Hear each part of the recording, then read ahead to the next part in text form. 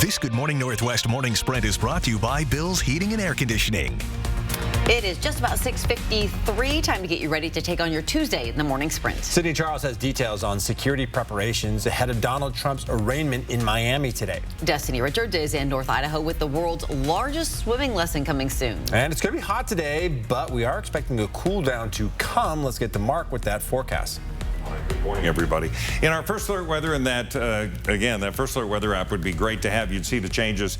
Today is hot, just like yesterday. We're going to be in the upper 80s. There's no doubt about it.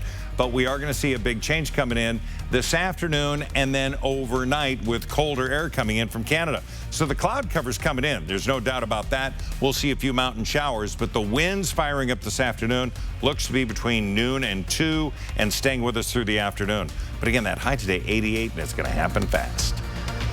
Some breaking news, a person injured late last night when a car hit them as they were walking along Division Street. It happened near the Maverick gas station and wake-up call at the intersection of Division and Wedgwood.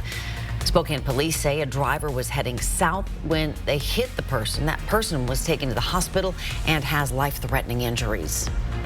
Some more breaking news overnight. At least 9 people have been injured in a mass shooting in downtown Denver as crowds gather to celebrate the Nuggets' first NBA championship. Police say it happened a few hours after the game, less than a mile away from Ball Arena. 3 of the victims are in critical condition, while the rest have non-life-threatening injuries. The Spokane City Council voted to approve an emergency ordinance giving the Office of the Ombudsman the power to investigate the chief of police. The push to change the city charter came when community groups called for an investigation into Police Chief Craig Meidel over allegations that he played favorites with downtown business owners. Spokane Mayor Nadine Woodward declined to investigate the chief. This ordinance changes the language in the city charter and removes the mayor as the sole authority to investigate the chief of police. New developments now in the University of Idaho murder case. The suspect accused of killing 4 U of I students wants more time to decide whether to provide an alibi. Under Idaho law, Brian Kohlberger's lawyers have 10 days to decide whether to provide information on an alibi. The lawyers now want to extend that deadline, saying they haven't had enough time to fully review the evidence provided by the prosecution. Former President Donald Trump is scheduled to appear in a federal court in just a few hours for his arraignment. Trump is saying he will plead not guilty to 37 criminal counts in connection to his alleged mishandling of classified records stored at his home in Mar-a-Lago.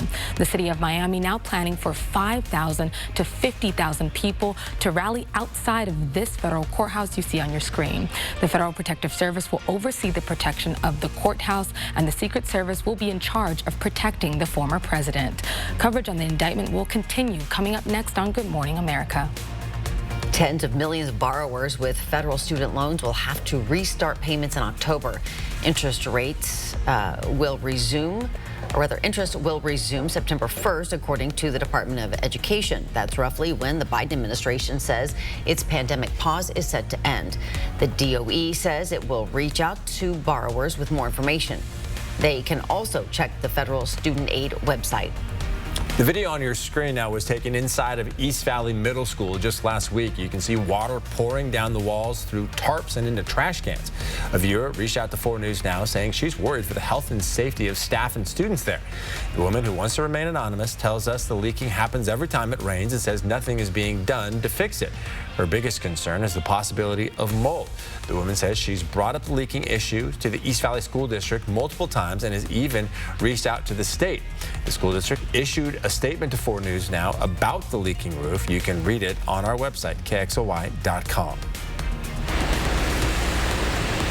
And we've been live at Triple Play Family Fun Park this morning talking about their partnership with Safe Splash Swim School for the world's largest swimming lesson. This is not just one happening here in North Idaho. It's a global movement happening on June 22nd. 3 sessions will be happening at Safe Splash's location at 1, 1:30, and 2, completely free. You can go to our website, KXLY.com, for more details.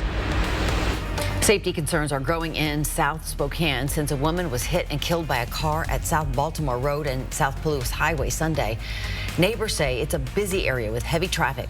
Bicyclist John Batista, who lives on Baltimore Road, sees fast and distracted drivers too often. The Spokane County engineer says the county has not received the accident report yet.